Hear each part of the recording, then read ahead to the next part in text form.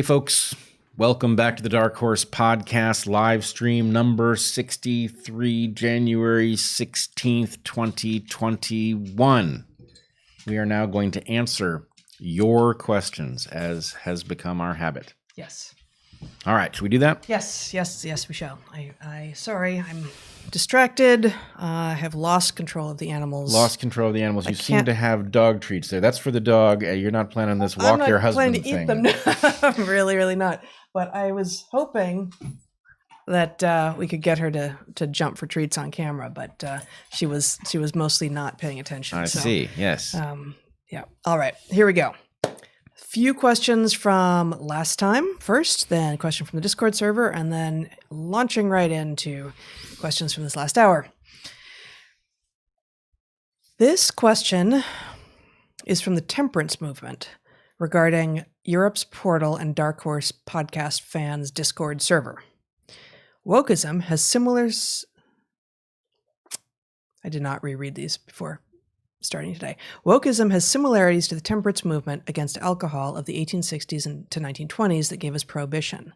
That was also strongest in the Anglosphere.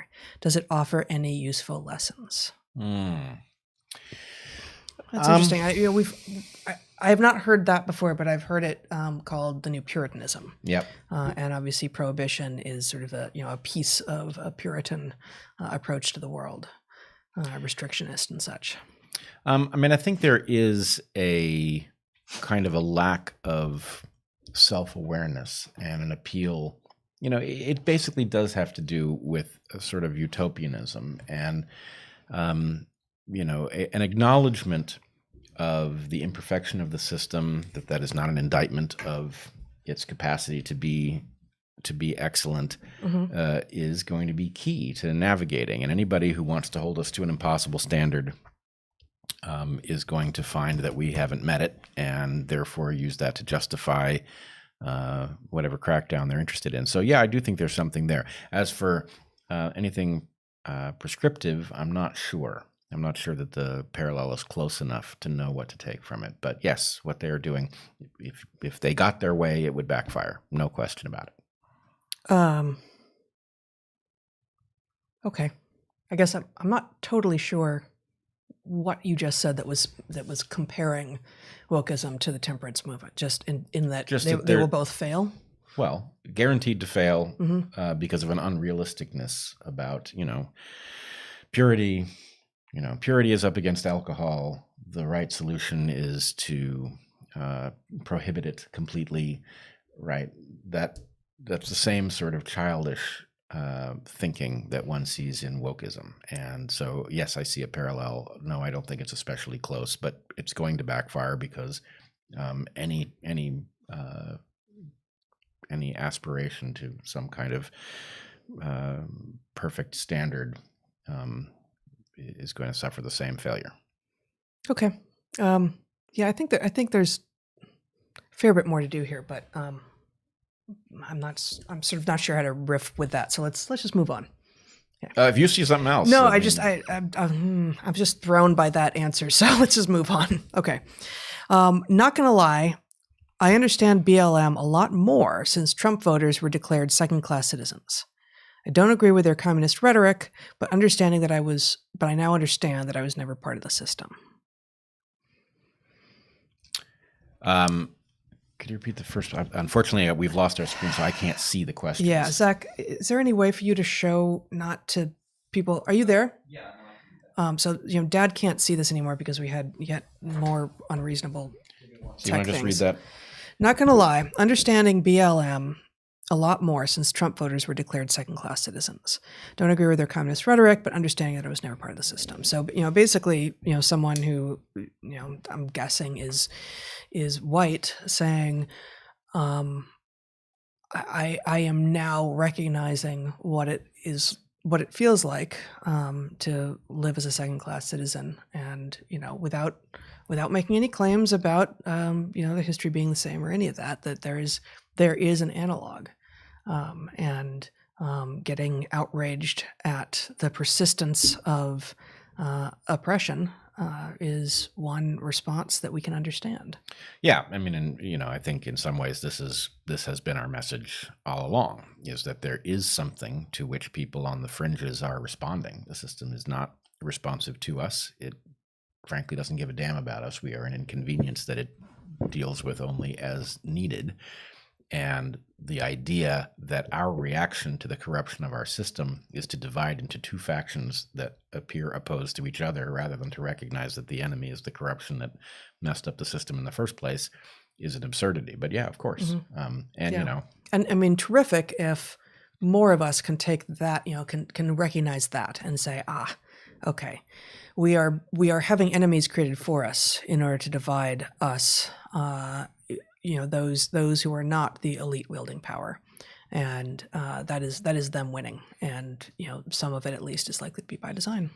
Yeah, I said something, I think it was in the Jeremy Lee Quinn episode, that I've now seen a number of people pick up on. I said, we are fiercely divided so that we will not be fiercely united. Yeah, you did say that. That's good. Yeah. And, I really think that is what's going on, is that the anger is at something, and we have been manipulated into believing it's about something else so that we won't discover our common interests. Yeah, no, exactly what Occupy was doing. And I think, I know precious little about it, but what I think at least the origins of the Tea Party were trying to do as well. Right. The very, very origins were very similar to what inspired Occupy. It's almost as if we need a unity movement, a unity You should movement. start such a thing. Yeah. Now, unity movement is different than unity TM, which is what the blue team has been. They trademarked the word, or the font with the word and the color. They've captured it and rebranded it so that unity is now about making war on the deplorables. But we can all get behind that, can't we? No, we cannot. No.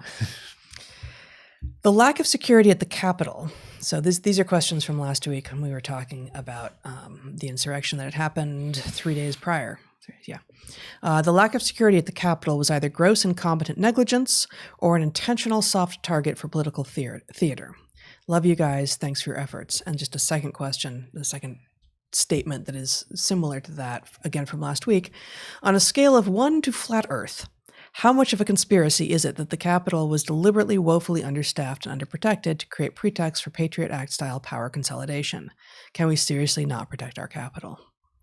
I would say we don't know. There's certainly conspicuous stuff about the way the Capitol was left unguarded, including pleas to have it be better guarded in light of what might be unfolding in advance that were unmet. Yes. Yeah. So there is a lot to wonder about. There was also apparently, an Antifa leader who has been arrested who was part of it. So anyway, that's actually been demonstrated this way. Yes. And so anyway, what I would say is I don't think we know what happened at the Capitol. I don't think any of that actually alters the conclusion that apparently annoyed some people in the first part of the podcast about what the right patriotic thing to do at this moment is in order to make us strongest going forward. I think the answer to that question is still clear. It's, as I said up top, it's destined to anger almost everyone at one level or another. But but yes, this is where we are. Something unfolded. We may never know the full story of what happened and why. But the basic point is we're here and we're vulnerable. And the first thing to do is to protect the ship. Yep. All right. Final question from last week. This is going to have been this is just a comment, and it's going to have been in response to the question about how and what we feed our animals. Musher here. Looks like there is some dog sledding in Oregon. Find a musher and see if you can get in on a bulk buy of raw fish or raw chicken. My 25 Sibes, never heard it contracted that way, but I guess Siberians, get a mix of dry food and raw chicken or fish, but you do need a dedicated freezer. That's one of the few things I miss, is that we had a chest freezer when we lived in Washington State, and we don't here. Yes, we fled our chest freezer. We fled our chest freezer. Fled our chest freezer, unfortunately. Forced to flee our chest freezer. Yes. We actually sold it to our neighbors. Well, all right. It was a methodical fleeing. Yes, very careful. Okay, this from the Discord server this week. Heather, in the last Q&A, number 62, you mentioned acupuncture and chiropractic rather seriously, whereas I, the person asking the question, then got upvoted, whereas I understand them to be pseudoscientific and generally quackery. Am I missing something? So, I would love to spend a lot more time on this, actually, but let me say that the first time I just tried acupuncture for the first time a couple of months ago, and chiropractic maybe 6 years ago or so. And in both cases, when they were suggested by people I respected, I had this response of, really? Like, given what I've described to you, you think that could help? Because I sort of had the same sense. And I think, like I said in the Q&A last week, in every field, there are people who don't know what they're doing. And in some fields are more prone to having those who don't know what they're doing obscure that fact with a lot of woo-woo. And that can make it seem like the entire field is based on nothing. And I think chiropractic, for instance, has a legitimate reputation of being too often interested in like cracking vertebrae, and it's not safe. And those extreme manipulations are generally not warranted. And I have I did visit a chiropractor who turned out to be interested in those sorts of manipulations, and I didn't go back.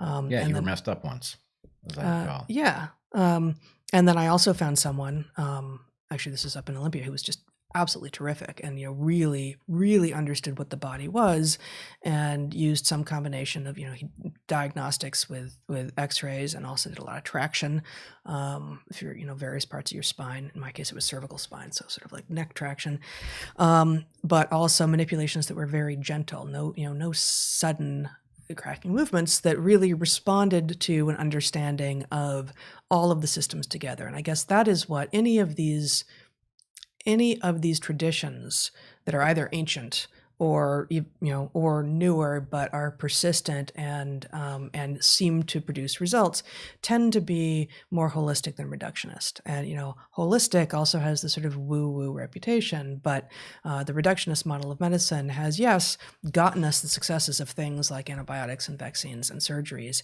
and it's also gotten us in part to a place where we have a very hard time getting diagnoses that are appropriate, and have a very hard time seeing people as singular complex systems as opposed to a collection of parts and forgetting about emergence. So a lot more to say about chiropractic. With regard to acupuncture, I will just say this, that the guy that I was sent to is actually both trained in traditional acupuncture in, I think it's Taiwan, if memory serves, and he also has an MD from Stanford. And his father has the same, and they themselves are ethnically Chinese, I believe, or Taiwanese.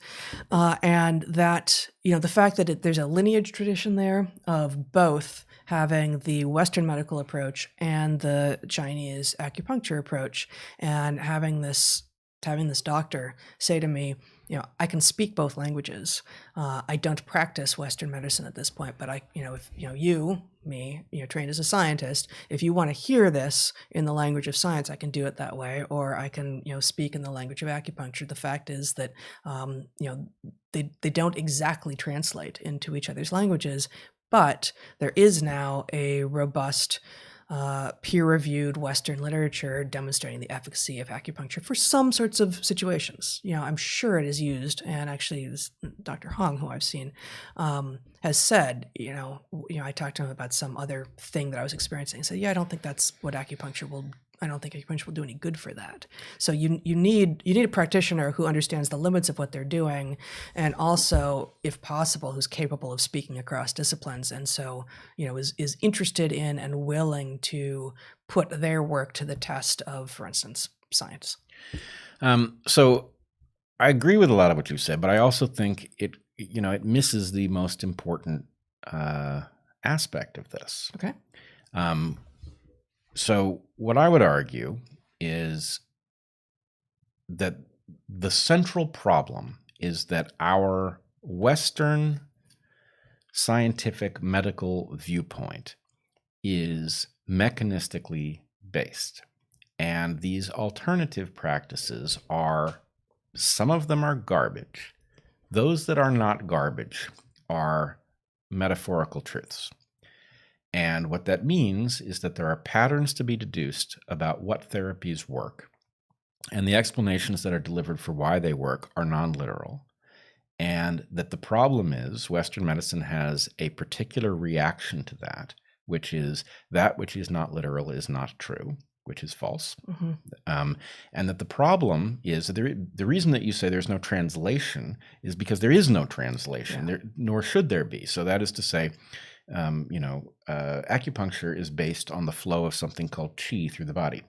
Qi does not actually exist, but a model of qi allows a practitioner to actually alter what they do so that it is more effective at alleviating the condition.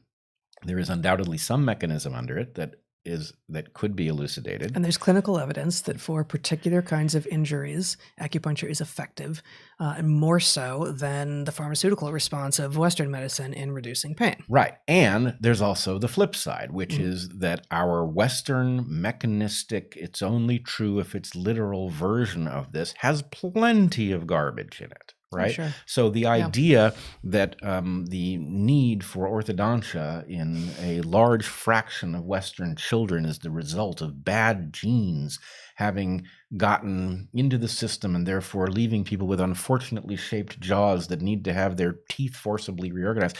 That's just pure nonsense, as is the idea that chemical imbalances are, spreading through the population like wildfire, as is Nothing the idea to be done for it but treatment with neuroleptics and antidepressants. Right. It's people basically telling you they have the cure for something they're not particularly inclined to find the root cause of. Same thing for the rampant need for glasses amongst young people. These are all the result of evolutionary novelty, the subject of our book.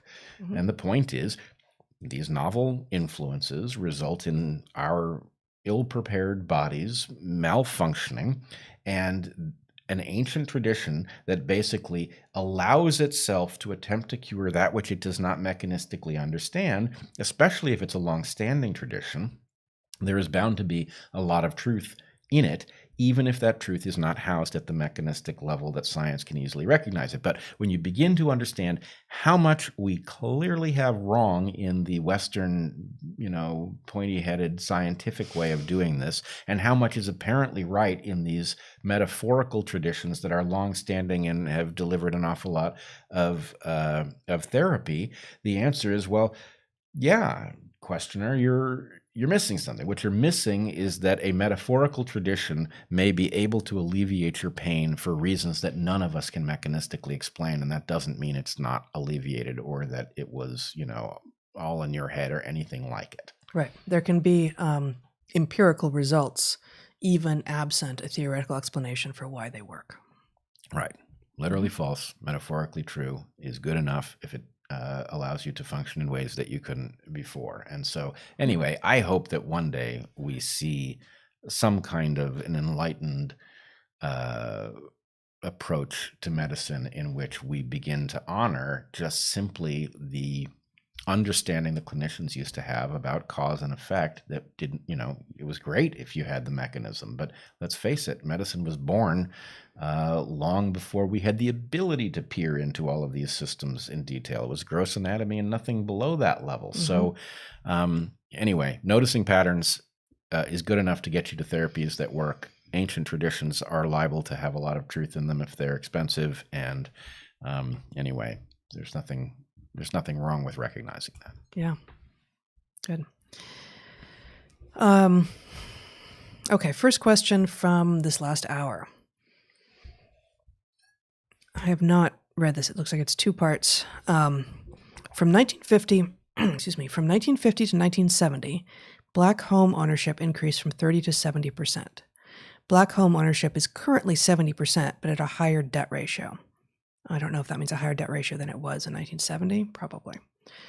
You could say that the last 50 years were also bad for Blacks, so the past may not be great, but it is greater. What has changed in America in 40 years is that stocks went from mostly having voting rights and dividends to mostly not.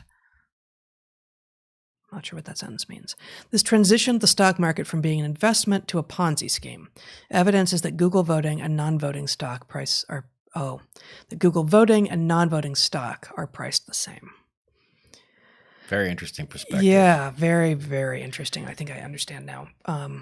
Yeah. So to the extent I mean, it is kind of two questions, but yeah. Yeah. Well, the idea being voting rights and dividends meant that the value of the stock was very closely tied to the actual value of the company, whereas there's a game that gets played with respect to volatility and profit, where basically what it is that's being traded. Just all the new vehicles, that's not the right term.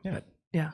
But all the new financial vehicles that have been created. Yeah. Sure. And the, what I would say is, ultimately the market internalizes all of the things that you could actually analyze. It internalizes them into the actual price. And what's left is luck and insider information. And so the insider. But again, it's just like with the models then, right? It's just like, I feel lucky, I guess, to have, stumbled upon this paper that we were talking about in the last hour, where they actually, left some of the bodies on the surface, for me to be like, well, your assumptions are unjustified and your assumptions, your results were mandated by your assumptions. But, if everything is hidden, then the rest of us are left with no information. But what did you just say? The insider and insider information. And Right. Insider information is one of these things like regulatory capture, where there's a narrow definition where if you didn't violate the law, if it's not provably insider information, then it's just information. But the fact is, there's a threshold. There's lots of information that people trade on the basis of that no one is ever convicted for doing so, but it's clear that the information was not available generally. Yeah. Yeah. And I think, to this person's first point about Black home ownership increasing from 30 to 70% from 1950 to 1970, and we're taking your word for that. That sounds like totally plausible numbers to me. That it stagnated starting in 1970, or maybe it continued to go up and it's gone back down, which would actually be my guess. That didn't go up to like 90, but and I guess that percentage is about what percentage of Black families own their homes. I actually don't know what that percentage means, because 70% actually seems high. Like I would have guessed that fewer than 70% American families at large own their homes. So I'm not actually totally sure exactly what these percentages are referring to, but certainly if even if say Black and white home ownership were equivalent at the percentage level, but the debt ratio was higher for Black people, they're in a worse situation. And I mean, I guess I don't have the numbers at my fingertips at all, but the number that we will frequently hear about is that just household wealth, family wealth is far lower in Black families than in white families, and that is presumably not entirely, but there's a large fraction of explanatory power in that due to slavery and Jim Crow. Yeah, well, in my opinion, this is where the whole conversation should have gone, rather than pretending that everything is modern racism that's just hiding in every interaction. The answer is, well, how much is actually causally related to these things, which actually are unique, right? But doesn't require active racism in the present. And you're losing your audience. You're losing a bunch of people who should be your natural. This word has been terribly ruined, but allies, right? Like there are a lot of people out here who see the ongoing effects of historic racism and are not going to sign on to your it's racist or it's anti-racist, get in the canoe garbage. Sure. In fact, one of the things, over both conversations that Jeremy Lee Quinn and I had, we both remarked on the fact that we have been led to believe by those on the extreme left that, there's rampant white supremacy everywhere, and the one thing you don't meet is actual people who will defend one race winning out over another. He found one neo-Nazi in the wild. Met one in the wild. So finally, after looking for a very long period of time, he met one in the wild. So it isn't, and I would never have said they don't exist. I would say they're very, very rare, which means what has been reflected in our experience meeting people across the political spectrum is that if there's one thing that people agree on in principle, it's that nobody should have an advantage over anybody else. No population should be advantaged over another. Based on some immutable demographic characteristic. We have great differences over how fair we think the current system is at that level. But in terms of people who actually also want it to be unfair, they're very, very rare. I think there are legitimate disagreements about what would confer advantage as well, and that will become a sticking point if we ever get mature enough to get back to a reasonable conversation and policy.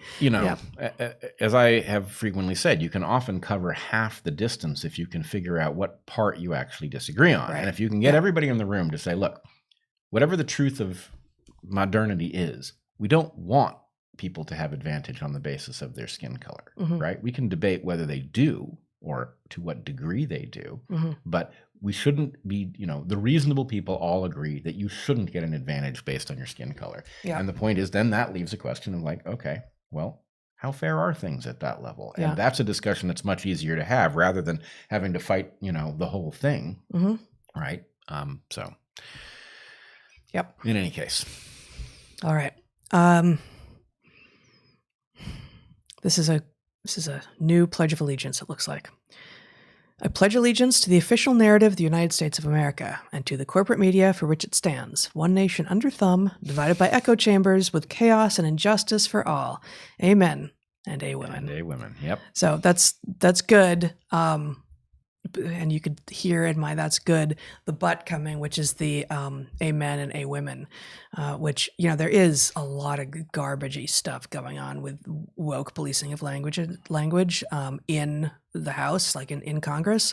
But this amen and a women thing, I think, wasn't that. And I think it was John McWhorter who tweeted something saying, I don't remember exactly what, but basically this is a colloquialism that comes out of Southern Baptist preaching, I think is what he said. That basically this is something that is said in Black churches in the South. This is not some neologism of the woke.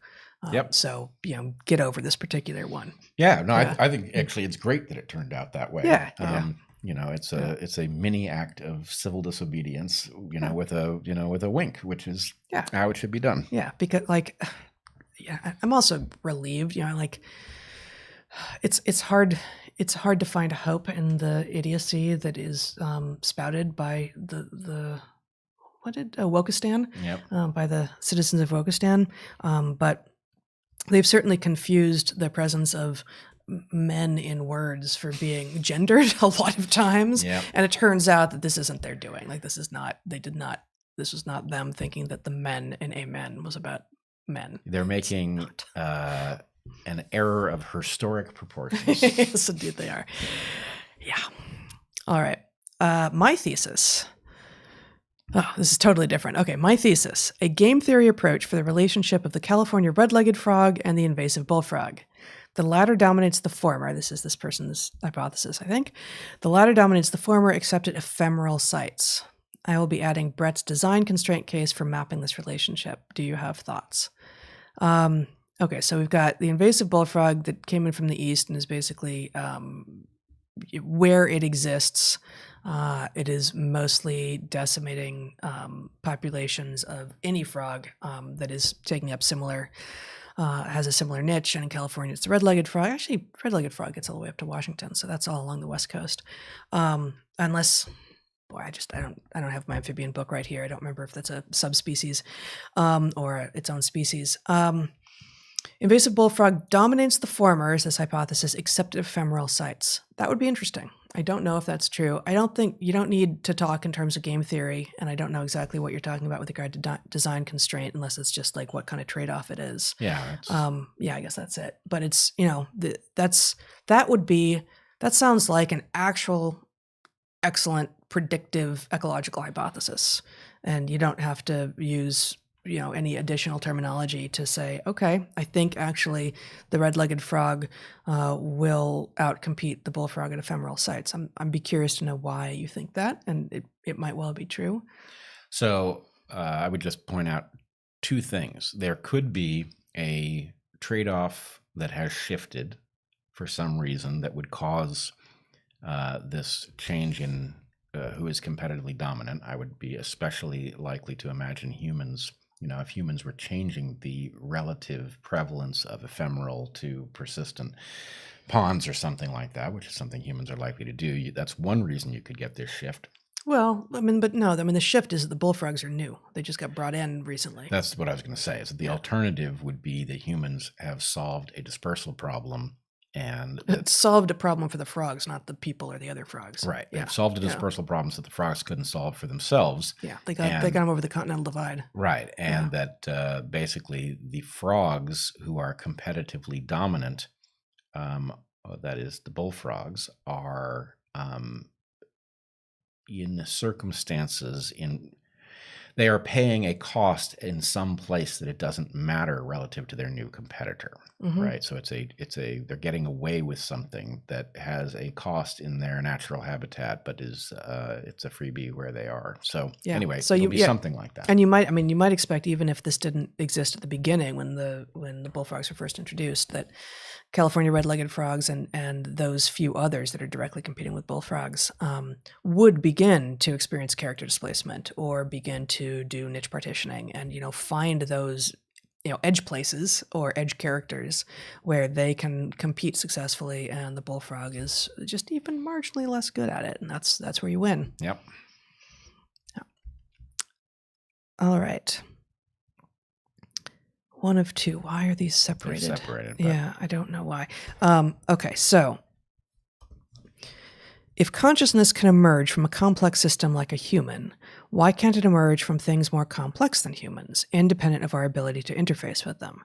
Things like stars, planets, weather, and even concepts such as love, truth, or justice. The old world gods personified. Michio Kaku used to talk about the ant versus the highway in regards to tiers of civilization, and humans barely even registering as type 0.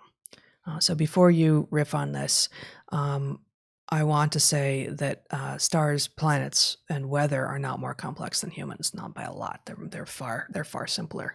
Yeah, that's pretty much where I was going. Yeah, they're far simpler, and therefore it is unlikely to emerge on the kinds of timescales that we're talking about. On the other hand, you could make a credible argument that life emerging from stardust, resulting after selection in brains complex enough that consciousness emerges, especially downstream of sociality, that is stars more or less manifesting consciousness. So the point is, the very process you're looking for is the very one we've got. So it's not like it can't happen. But the same logic where you're like, the dog is run by sunlight, right? Like everyone I've met is. Right. The dog and you solar. And me and all of us, right? Yes. Like we're all solar powered. You just have to take it back far enough. Right. Absolutely. So, including nuclear reactors. Yeah. Yeah. We can let them puzzle on how nuclear reactors are solar powered, but they are. Yeah. But how about the old world gods personified doesn't quite fit unless you take a really long perspective. But then concepts such as love, truth, or justice, well, those are manifestations of our consciousness. Yep. That's what those are. That's what those are. Yeah. Yep. All right. Next question. Western culture may be entering its senescent phase. Mm-hmm. Where do we currently see antagonistic pleiotropy?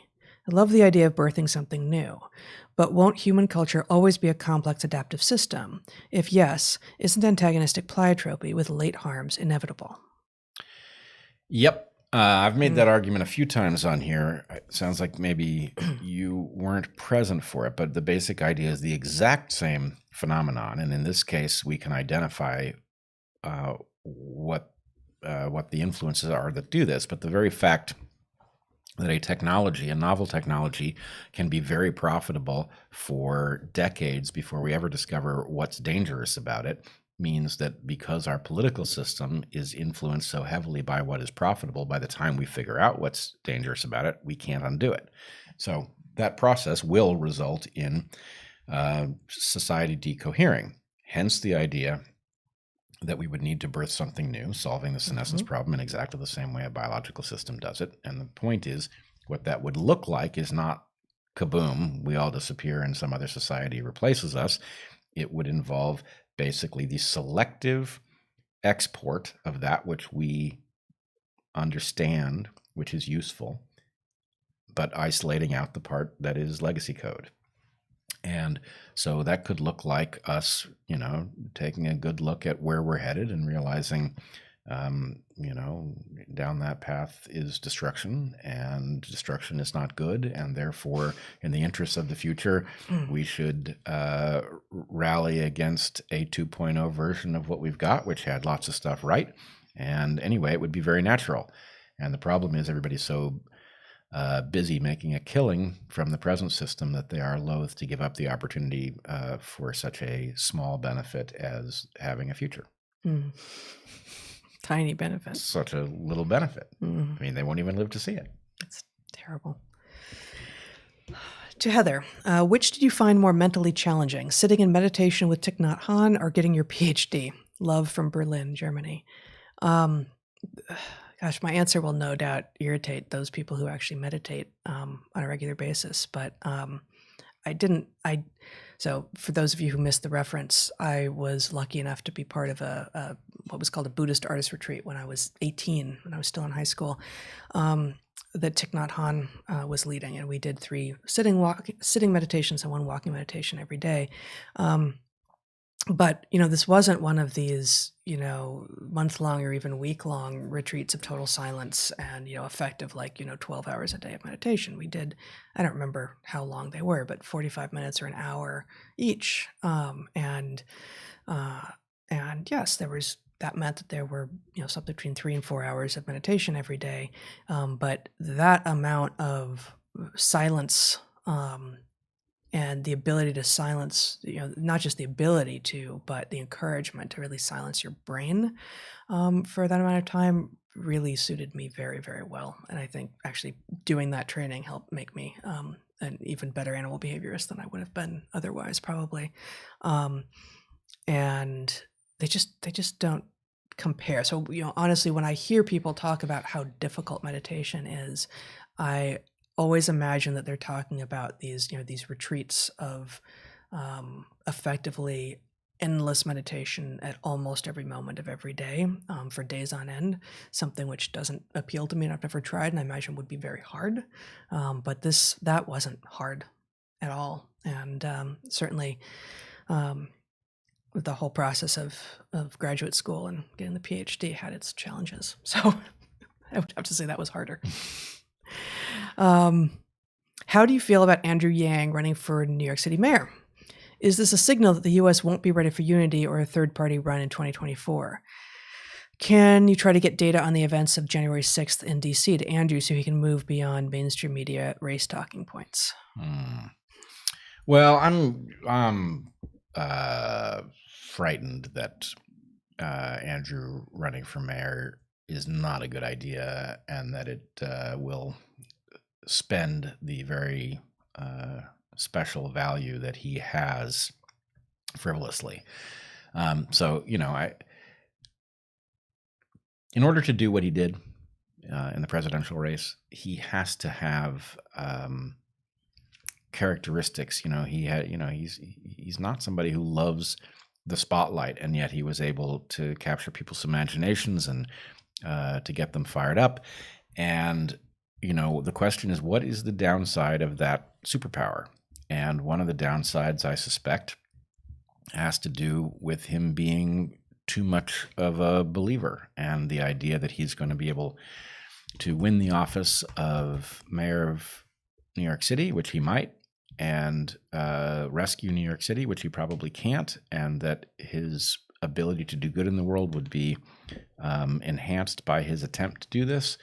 I'm doubtful. So maybe he sees something that I don't. But look, there's a lot of talk about third parties and things, and I think we would be wise for all of those of us who are thinking about something in this direction to put our heads together and figure out what the best move is. I think, A, it wouldn't be a moment too soon, obviously, and B, there has never been greater openness to, at least not in living memory, there has not been greater openness to this ever. So let's strike while the iron is hot.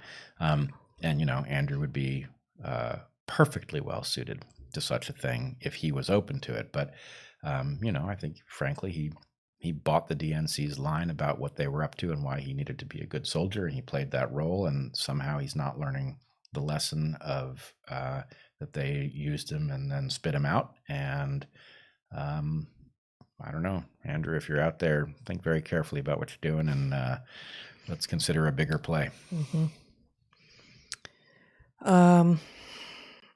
I understand your reasoning, but he, Trump, did not commit an impeachable offense. Doing the wrong thing for the right reasons, that's a terrible precedent.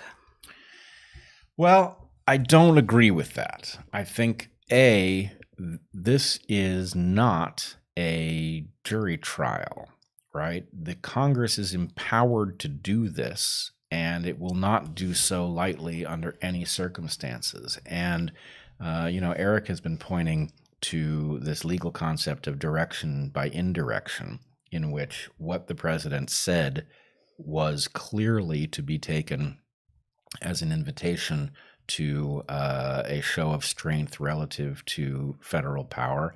He was not doing this on the basis of his having proved his case in any court. And so, the fact is, he has greater responsibility to the nation than any of the rest of us to be very careful about what he encourages people to do. He very clearly encouraged people to march on the Capitol.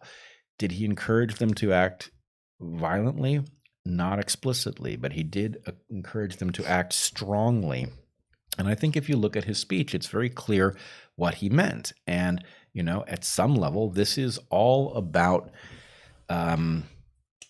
his, I hate to say it, but his very fragile ego. He needs to have won the election, and therefore anything is legitimate in his mind that points in the direction. So anyway, I disagree with you. I do think he did something impeachable, that a conviction would not be a miscarriage of justice, that it is both necessary and reasonable.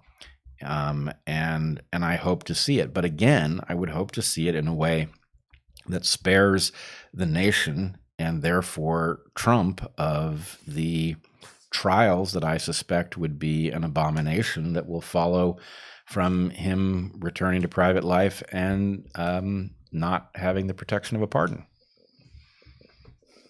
All right. Well done. Thank you. I'm looking for the question. Here we go. I feel like people who are warning about the dangers of wokeism and those who warn about the apocalypse of climate change walk a similar path. Has anti-woke already fallen into the trap of sounding too hyperbolic to be honest? Well, the question seems to assume that we will be on board with the idea that climate change could be apocalyptic as hyperbole, which we aren't. We don't agree with. The fact that we question some of the models that have been generated, that the conclusions of which are part of what the evidence is for there being a possible climate change apocalypse on the horizon, does not mean that we can't also point to a considerable amount of evidence suggesting that we've got a real problem, and that there is really no excuse for not fixing that problem quickly.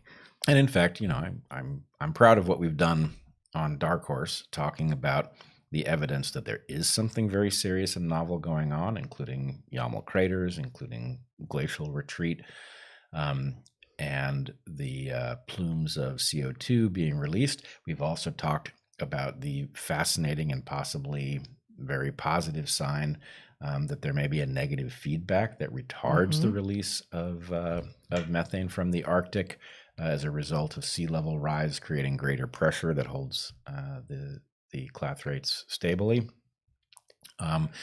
And, so yes, there is hyperbolic stuff in the climate stuff. And the more model based it is, the greater the number of bodies that can be buried. On the other hand, there's stuff you can check yourself. And the fact is, I think all of us who have lived, in places for long enough to monitor the trends know that something is changing now. Do things change without human beings? They do, but it's changing in a predicted direction. It is concordant with a reduction in glaciers, et cetera. Now, The changes are speeding up. Yeah, the changes are speeding up. On the other hand, Kilimanjaro should be free of glaciers by now, and it isn't, right? So this gives you an ability to calibrate. What you really need to be careful of, though, is that the positive feedbacks can take you from one place to someplace way down the road very, very quickly. And so, really, I have my eye very closely on the danger of a positive feedback with respect to methane release from the Arctic. That is where this is going to get away from us right quick. Where we have no known breaks, no possible. No, this will take it completely out of human control. And so, anyway, I'm not looking forward to an "I told you so" on that front. We need to stay far short of that, which means we need to, do all kinds of things. I've advocated for us, going full speed ahead to get fusion power, because fusion power is the one technology that would actually allow us to reverse global warming, not just halt it, but reverse the process. So, if you get nothing else from this, I would argue that is a nuanced, I think, balanced presentation of the various things that belong in that analysis. And you are right. When one enters climate change circles, you very often get only, you get confirmation bias across the entire landscape, and that's not reasonable. In a very anti-scientific conversational tone. Right. And it is certain to be true that to the extent that there will be data that goes both ways, and there will of course be data that goes both ways, that the field is inhospitable to the data that goes against its central conclusion. You won't find it published. Right. Even if there are, and there surely are, many, many, many good and honest scientists who find things that they didn't expect and doesn't match their understanding of the universe. Even if they are trying to get those things published, it's probably harder and harder to do so. Right. Yeah. So in any case, there's a nuanced way to do this. The field is not being good about it. That is dangerous in and of itself. The parallel between climate and wokeism, I'm leery of, but I would say, we've said from the beginning, there's an element of truth, right? That, for example, what we said a few minutes ago about that there is a lot of stuff downstream of slavery and Jim Crow that has impacts today. That's not the same thing as saying racism is rampant today, right? It's saying the consequences of past racism are still with us, which is a very different conversation. So yes, nuance in all things where nuance is reasonable. Yeah. In regards to truth in media, I think we need something new. A cabal of untouchables, worthy and capable of the job of recognizing truth tellers of all types. People like the two of you, awarding an incorruptible badge of honor. Well, the problem is spotting people who are capable of the job and, not getting upended. And I would just say it's not an easy job to figure out who's for real and durable and uncorruptible. Yeah, it's not. It's not. It's really not. What are we at, Zach, in terms of time? You are at about 50 minutes. Oh, good. Okay, I'm going to do 3 more here because we had a ton of questions this time, some really good ones. I'm going to do 3 more and then go over to this hour's questions. Why is the prime directive not a valid answer to Fermi's paradox? Alternatively, if there's a genuine cover-up, then it's possible we have interactions all the time, but the public-facing data is total garbage and worthless. Okay, I think I understand this question. So the prime directive being basically don't talk about Fight Club. Yes, that's it. Which I don't see its relevance here. No, the prime directive is you go, man. Sorry. Is don't mess with the cultures you encounter traveling through the galaxy, right? Yeah. Is there a better way of putting it? Probably. Okay. Yeah. So, well, basically don't mess. Yeah. The answer is, in order for the prime directive to be the answer, there would have to be agreement across the galaxy. Yeah, exactly. It might explain why we haven't run into some, but not all, presumably. Right. Yeah. Or some cultures could just be mad and giving us the cold shoulder. I don't know. Yeah. Silent treatment, something. Okay. But, your point about the public-facing data, well, sure. it could be that there's a conspiracy that keeps us from knowing about evidence of extraterrestrials. But it's not the kind of thing you would want to believe just because it could be true. Yeah. So that would require quite a lot of work. And and like, if we can try to do like theory of mind on these almost certainly fictional extraterrestrials, like what's in it for them that they are engaging in some secret thing with the Earth, and if we don't have an answer there, why is it that whoever the officials would be on Earth are so interested in obscuring this from, there's a lot of narrative there that needs to be consistent with one another for that to make sense. And it's totally impossible, but it just requires a lot of epicycles. Yeah. On the other hand, there's been a lot of interesting stuff that has emerged in the last couple of years. So who knows? We'll see. Yeah. But it's definitely not parsimonious as a hypothesis. Is it possible that asymptomatic cases are more transmissible because people don't act like they have the virus and thus are more likely to transmit it? Yes. If there's infectiousness, if viral load is anything of an indicator of infectiousness, for instance, right? And it does seem that viral load is pretty comparable between never symptomatic, pre-symptomatic, and fully symptomatic people, which is frankly shocking to me, then yes, the fact that people who don't feel sick are less likely to do the things they're supposed to do and quarantine themselves and all of this could increase their infectiousness as a result of their behavior rather than as a function of anything that's intrinsic to the virus itself. Yep. Is there any chance that these new COVID strains are more contagious, not because of a major shift in their composition, but because humans' overall health stats have been lowered due to lockdowns and inactivity? Well, that is interesting. No, I don't think so. It's an interesting hypothesis, though. I mean, but before you go, it's also true that millions of people have died worldwide.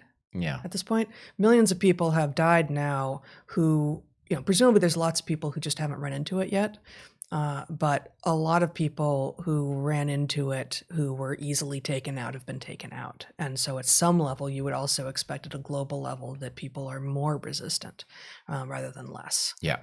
So good point. I also think that, I shouldn't say this because given the level of scientific malpractice we've seen, is it possible for those who are telling us about these new strains and their increased transmissibility have botched the job in some massive way? Yes. In which case, yes, we could be seeing, the sort of gross demographics of spread could be about a weakened population, something like that. I do also wonder why suddenly we're hearing about all of these new mutant strains.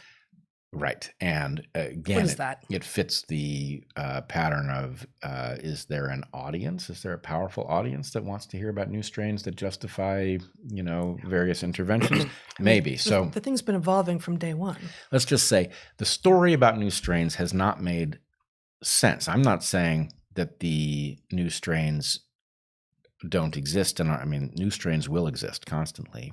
And it is very plausible that you would get something like increased transmissibility.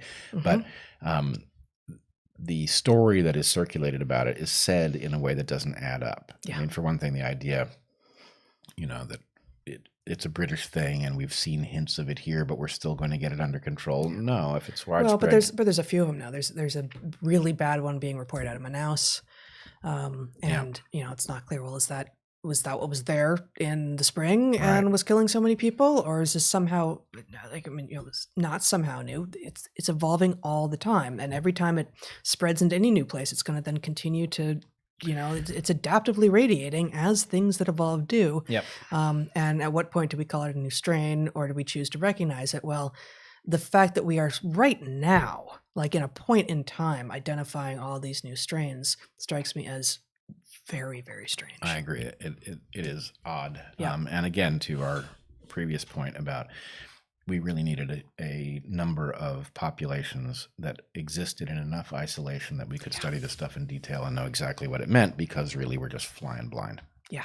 Yeah, no, that's true. And actually, this paper looking at people in Brunei, wasn't an isolated population that I was talking about in the first hour, but was as close as I've seen for a pretty big population to being able to actually track a pretty large number of people. So I think some of these efforts did happen, mostly not here, mostly not in the U.S. Hail, professors. Do you have thoughts on revisiting the legalization of dueling? If folks are getting riled about what we called fighting words. Dueling, yes. Dueling. Well, I mean, it has its place, to be sure. All right, maybe it doesn't have its place, but yeah, I don't think it's a serious question. Yes, I think it should be revived ceremonially. Ceremonial dueling. Mm-hmm. Ceremonial dueling, Nerf dueling, or something like that. I feel certain that I spent a lot of my childhood Nerf dueling with my brother. Is that right? Mm-hmm. Yeah. Yeah, we definitely had Nerf bats. And we pummel each other quite a lot. Am I correct? Neither of you were killed? No, neither of us were killed. All right. Yeah. So that does, say positive things about the form. It does, although I think neither of our forms were particularly, we weren't skilled. We weren't trained in the art of dueling. We were just trained in the art of bonking each other in the head. Couple of yahoos. Yeah. All right. Men in predatory reproductive mode leave paternally imprinted genes in favor of embryonic development. Is predatory mode genetically determined? What genes will men with predatory inheritance but using investment strategy leave? How can genes know the dad's intent in the moment of the act? Does dad even know? Thanks for all. Love you both. Keep it up. So this is from Echo. This is in response to you know immediately. I think it was in the last Q&A we were talking about genomic imprinting and the idea that a baby is a baby's genome actually keeps track as if it's conscious, which of course it's not, of which parent various copies of the genes came from, and that maternally imprinted genes, for instance, tend to put the brakes on excess pulling of resources from mom and making the head too big before birth, whereas paternally imprinted genes tend to try to pull more resources from mom. And you had specifically been talking about mating system perhaps being a mitigating factor here. And the question here is, well, how are the genes that might be paternally imprinted going to keep track of or know what kind of mating system dad is in?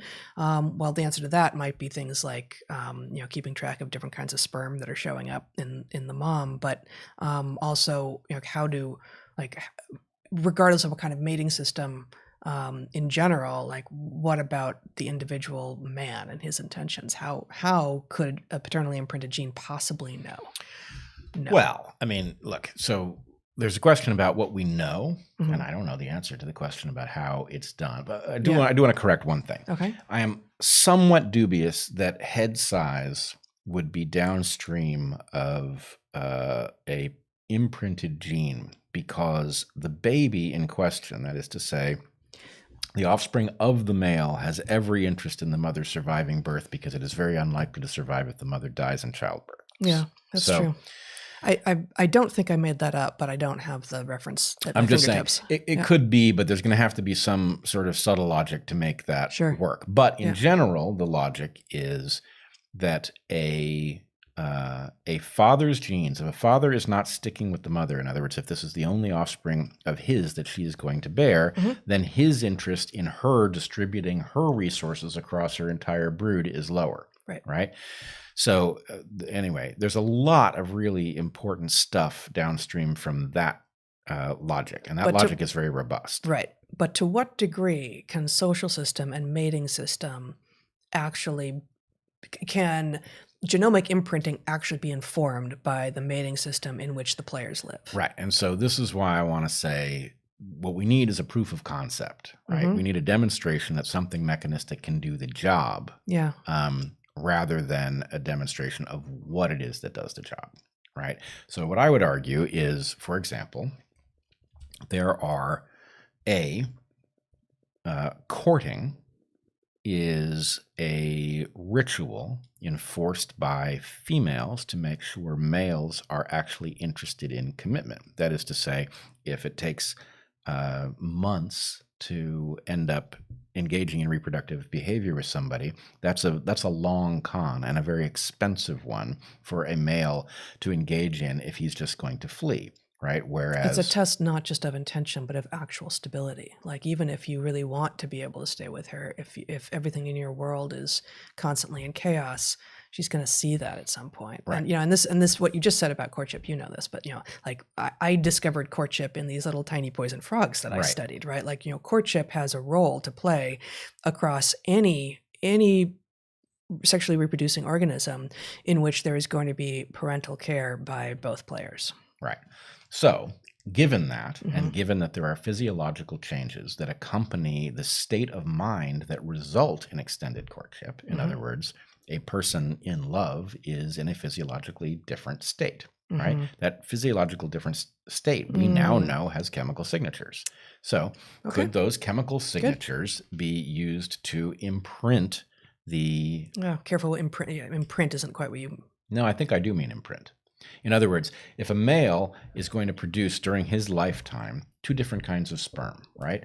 Those that accompany a fleeting relationship in which he intends to invest nothing, and therefore his interests are in that offspring taking as much resource as it can safely get from the mother and not saving any for his offspring's half siblings, or a relationship in which he intends to invest, in which case his interests are very symmetrical with hers, then the point is the presence or absence of those chemicals that come along with love could be used to basically turn on and off different genes, right? Just the same way the whole argument depends. So I think it's not exactly imprinting, but like a tag, like a like a vasopressin mediated epigenetic tag. There you go.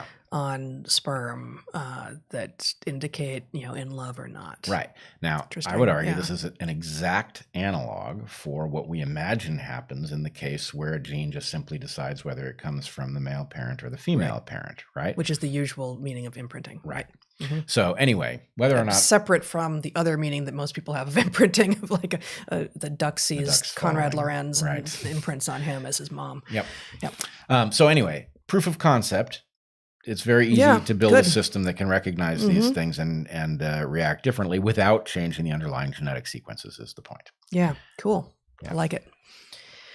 The woke will not compromise. They will persecute their opposition to the ends of the earth. Among the woke, there is no forgiveness, only vengeance. I fear that certainly among the extremists, that is true. I think they need to be shown that there is a more interesting and wonderful way. Because, at the moment they feel ascendant and that they're winning. And no, there's not going to be a forgiveness if that's where they are. Like, you're right. But there has to be some reveal of why this is actually is not the promised land, is not going to bring them the peace and love that they are hoping for. No, but in some sense, I think they have to be stopped because of course they do. What will happen if we don't is that they but some of they have to be stopped can be done by changing some fraction of their minds. Well, it depends. Yes, it can. Some fraction of the audience for that stuff can be, the truly committed are very unlikely to reverse course. But there are people. I don't think that's true. No, because we've seen people who were sort of mildly playing along and sort of woke up at some point. Yeah, well, that's what I mean. That's what I would call audience. But no, like I think that's not fair, and I think that leaves people feeling even more boxed in. If you say, those who speak this ideology are lost to me.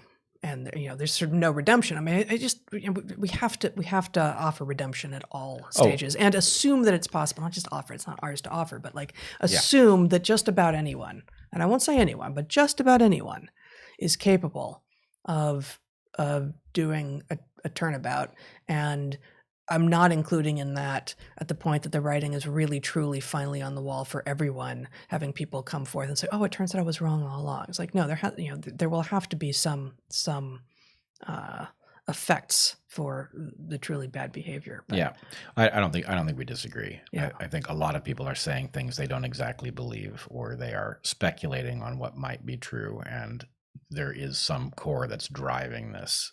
Yes. But yes, Yeah. people have to have the ability to realize that what they're saying is nonsense and to come around, and Yeah. we should welcome that. Okay. Zach, where are we at? You are at about an hour and 6 minutes. Okay. We'll go a little farther. I'm not sure these next questions, I'm not sure what to do with them. What role do you think apophenia is playing in the warped worldviews of the fringes of both left and right? Love from New Orleans. I'm now going to look up apophenia. Yeah. Okay.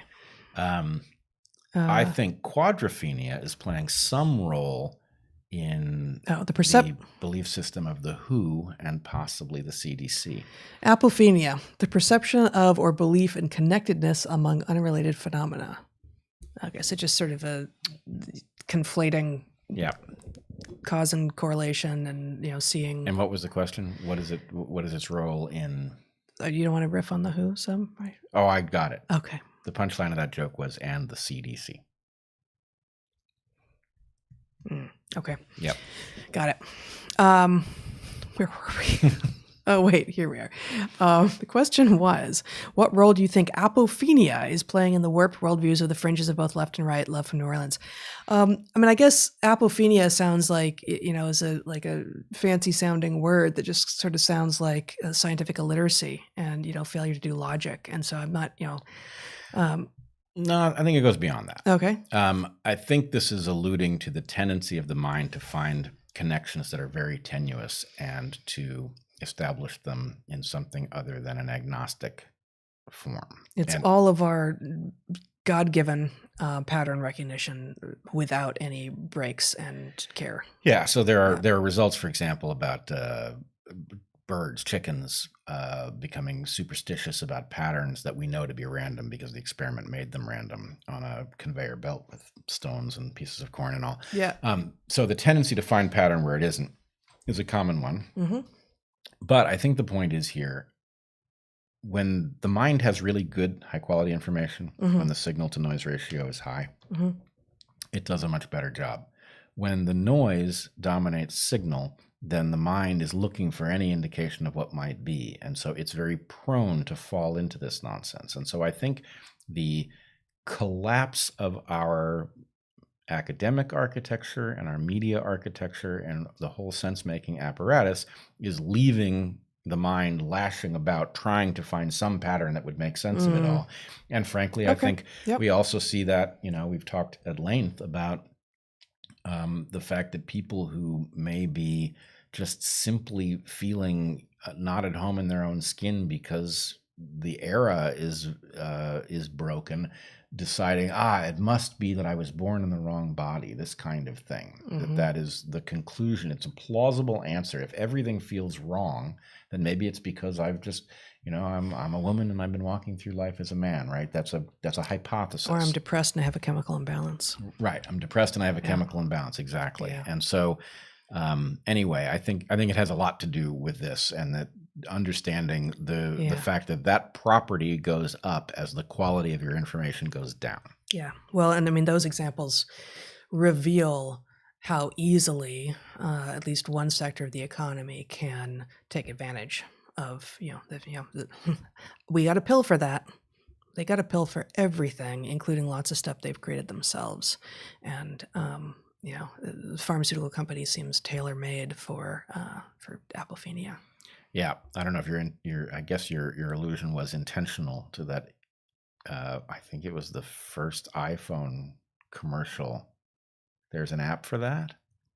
You remember this? No. Back before we were all used to the way the smartphone would work, the idea was, there's a lot of things you want to do, and there's an app for, you want to keep track of your, pet's medication schedule. There's an app for that, right?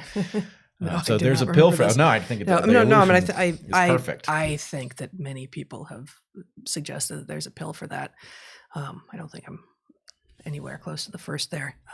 and I think it well predates iPhone as much as iPhones have also contributed mightily to our current problem. Yes, they have. Please get Michael Tracy on the show. He's a lot of insight on the current topic. Thanks. We've talked about this, and this is on you to figure out if you're going to do that. Should online journal bibliographies link to comments from cited authors? Should online journal bibliographies link to comments from cited authors? Philomimetics, the evolution of anti-evolution policies, science. I don't know if this is two different questions. I don't know what this means. I don't either. Yeah. Okay. So I like the title, The Evolution of Anti-Evolution Policies. Yeah.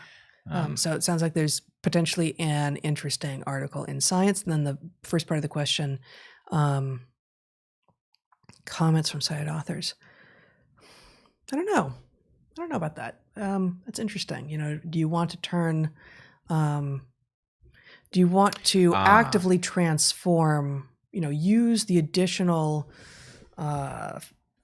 functionality of the online environment to really make a paper something that has become a conversation, as opposed to, it was an outgrowth of just the limits of hard copy journals, where you would have something published, and then if it was contentious, or if some of the people cited, either some of the people cited said you got my work wrong, or some other people in the field said I think this is crap, the next issue of the journal would have a rejoinder, and then there'd be another one, and then at some point hopefully it would stop. And you certainly have a quicker back and forth that's possible now. And also the online journals make it much easier to track down articles because they're, references, because they're generally hot linked. But comments from authors who were cited, so that feels like it's a slippery slope that is beyond anything that has yet happened. And I don't know if it is happening. Maybe that's what the reference here is a place where it's happening. No, I don't think so. I think it's a reference to our discussion and the idea that the abuse of source material is revealed by your work. But if the authors of that source material were in a position to say, hey, actually, you've used my reference badly, that would be good. Yeah. On the other hand, I agree with you. It's a slippery slope issue, because at the point that let's suppose a paper gets hot, right? And people are suddenly citing it. Well, then the authors of all of the articles that have been cited by it have an interest in intervening and getting their paper looked at. And so you're going to have some kind of an appalling. No, and there also becomes an expectation, perhaps, and for most scientists, they don't get cited enough that this would become onerous, maybe. But if you can comment whenever you are cited, the expectation might quickly become, if you haven't commented, then it has the imprimatur of your, it has your imprimatur. It has your acceptance on it, and that is certainly not the case now. And that would be a dangerous thing to set in motion, I think. Yeah. The idea you could have an intermediate thing. Okay. You could have something where an author that believes their work is being misused has a mechanism to highlight and signal the editors of the journal, I believe my work is being misused. And if the editors of the journal find the complaint credible, then it appends. That would increase. So I like that. You've now added to the workload of the generally unpaid editors of journals, and we already have a totally legitimate and long needed push to basically make all the scientific literature open source. It's not quite the right language, but how it's never been clear what the economics of that are. This work is largely unpaid, done by academics. The peer review is done by academics. Sometimes the editors are paid, but often not.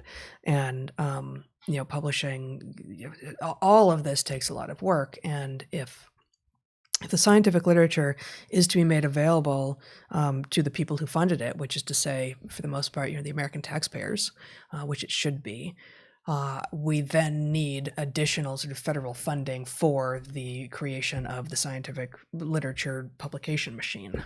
Yes. Yeah. So we need academics who suck less, and we need to treat them better. Oh, yeah. Yeah. Okay.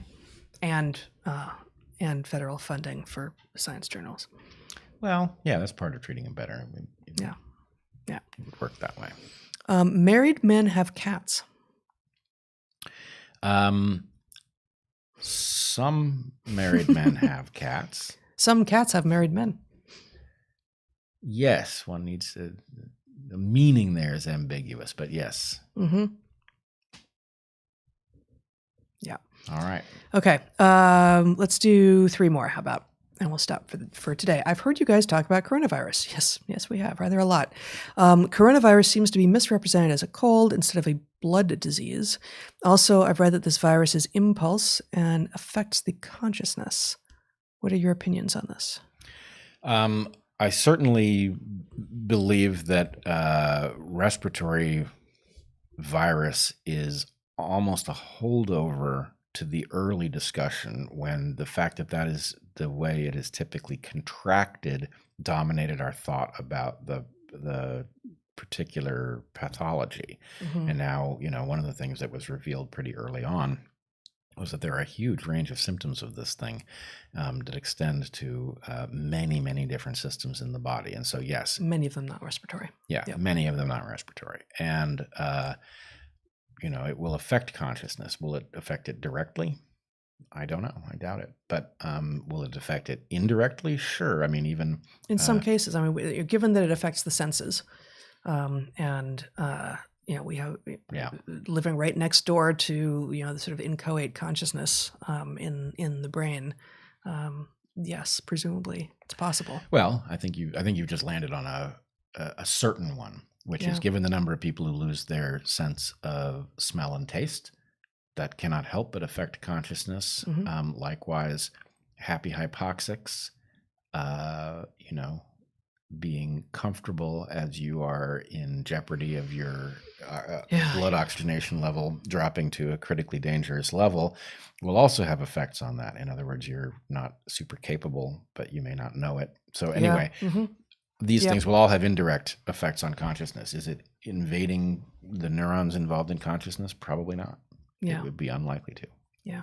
And our first, I think, 16 episodes were all almost entirely about COVID and coronavirus. And we made a habit of going back when we made errors that we knew about in the next episode. So although we haven't gone back and listened to them since, at least I haven't, I don't think you have, we stand by that, and with the understanding that everyone's understanding of what it is changing and has changed, but that we were careful then, and we have many hours of talking about coronavirus. Yep, and I think actually one of the things I'm proudest about is the way in which our model improved over time and actually gave people what I think stands up as a description of how to maintain your life in the midst of COVID and not get sick. Mm-hmm. So anyway, it wasn't perfect, but I think the proof that paying attention to this stuff and wielding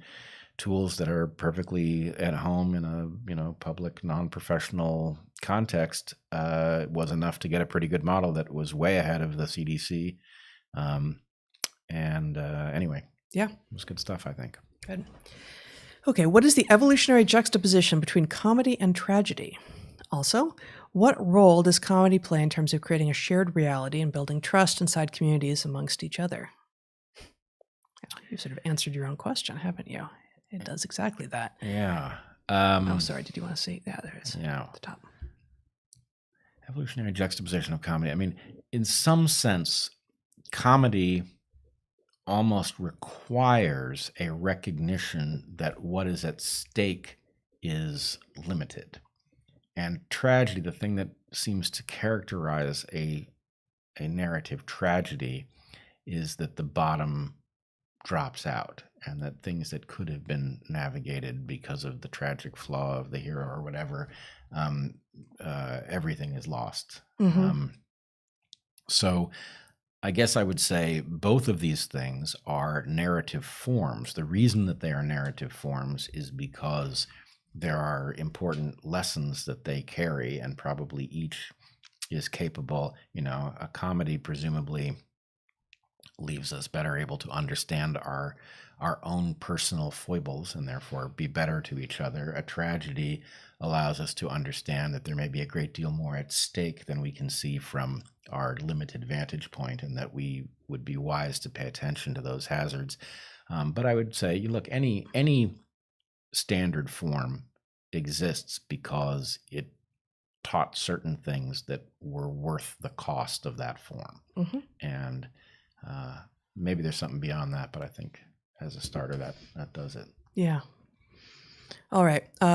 Two more basically just comments here. I hang out with people in real life who find racist jokes hilarious. My best friends are Mexicans. They laugh at jokes that are funny but true. We are not racists. We are just funny people. P.S. We grew up on The Chappelle Show, Cheech and Chong, and Blazing Saddles. I actually want to correct that a little bit. Those don't sound like racist jokes. Mm-hmm. Those are racial jokes. And I would agree. I mean, the number of Jewish jokes that Jews tell, that have some sort of content about what Jews are like is many. Mm-hmm. And to lose this is... And whereas, Jews aren't telling anti-Semitic jokes. Right. They may be telling Jewish jokes. Right. Yeah. Yeah, absolutely. Yeah.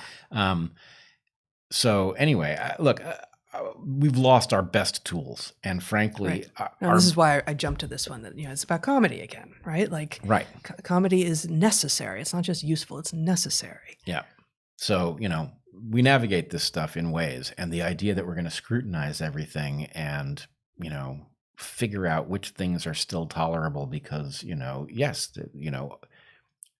racist jokes will be a subset of racial jokes, mm-hmm. right? Yeah. They will be within that set. I don't know anybody who can tell you the rule that says where the right. sort of permissible stuff stops and the impermissible stuff starts, mm-hmm. which means we have to be a bit generous with each other in order to find out where that is. And wouldn't it be interesting to discover that border, and what better, you're going to need humor in order to figure it out. So mm-hmm. anyway, yes, we are trying to write rules for things that are so mysterious and subtle that it's folly in the first place. Indeed. Yeah. One last question. Yeah. Bret, are you yet in 2021? I think so. It's a little harder to tell because when you're the one lagging, it's not like there's fanfare or people aren't, setting off fireworks in the night when you transition between one year and the next. But I do feel that I am now solidly in 2021 and that it sucks every bit as much as 2020 did so far. Well, welcome. Thank you. We've been awaiting you. We're hoping that you have some solutions. Yes. Well, I've got some stuff. I will sort through it and see if there's anything solution-like in it. Good. All right. Very good. Very good. Here we are at the end again. Yes. At the end. So all the usual stuff. You can buy DarkHorse merchandise at the store. You see it on screen there. Join us at our Patreons, please. Private Q&A will be the last Sunday of the month, and your conversations are the first Saturday and Sunday of the month, and you get access to our Discord, and you can find clips on the DarkHorse Podcast Clips channel, and various other true things. Yes, hang in there. We are, by my calculations, more than 1/6 of the way through winter. Yes, we are more than 1/6 of the way through winter. So it's rushing by at an incredible rate. We will, with all, we're almost a third of the way through winter. Yeah, I guess we are closer. We're closing in on a third. But in any case, chances are we're going to survive winter again. So that's good news. Yeah. Yep. It is. All right. Be well, everyone. We will see you next time. Get outside, even though for most of you it's winter.